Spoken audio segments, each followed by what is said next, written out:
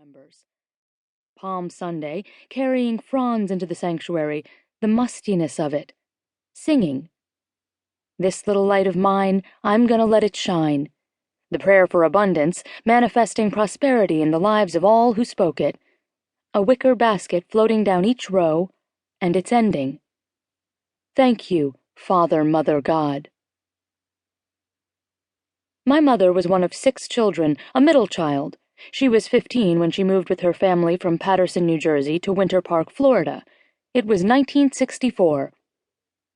Her stepfather's drinking had grown so intolerable that my grandmother had threatened to move to Florida with or without him. He was only invited if he put down the bottle. Sober for the moment, he joined them. They moved into a duplex. My mother's room, such as it was partitioned off with a curtain. There were no beaches nearby, but there were plenty of lakes teeming with alligators. My mother hated Florida. It was hot and boring. It rained every day on her walk home.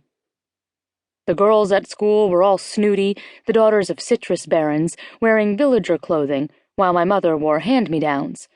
She missed her friends back home in New Jersey, and her brother, who had joined the Navy, and her older sister, who'd already married. Soon, her stepfather took up drinking again. In the afternoons, while my grandmother was at work, he'd line the kids up and browbeat them until they cried, then make fun of them for crying. My mom dreamed of escape. Barbara, a girl at school, had also just moved to Florida from Pennsylvania, not so far from New Jersey. She hated Florida, too, and she and my mom became close friends, bonded by their mutual appreciation for the shortcomings of their adopted state. When Barb got pregnant and her father threw a butcher knife at her, my mom comforted her. When Barb's boyfriend abandoned her, my mom was there for her. Barb's brother, Bob, was 19, and he liked my mom. Bob was in the Navy, like my Uncle Dennis, and was close with his parents, the mark of a good man.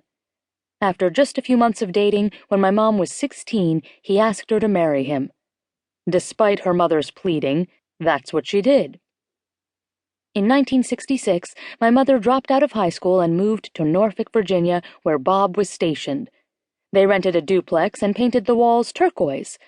It had a tiny living room and an even tinier kitchen. My mom knew no one.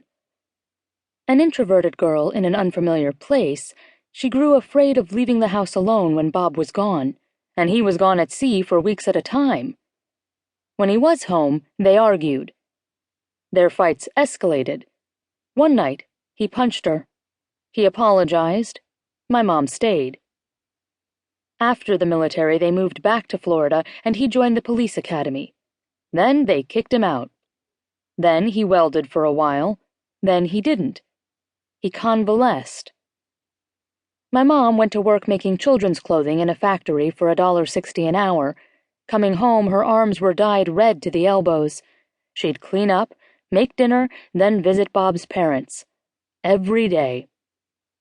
Bob's parents sued people, the city, other motorists, etc., for a living. Like Bob, they were lazy. And fat. At his fattest, Bob weighed 350 pounds. He loved food without discernment. As he grew fatter, he grew lazier and meaner. My mom went to work with black eyes, fat lips. No one at work said a word. When Bob got going, my mom would run and hide in the schoolyard behind their house. She once picked up a knife but put it back down, afraid he'd use it on her.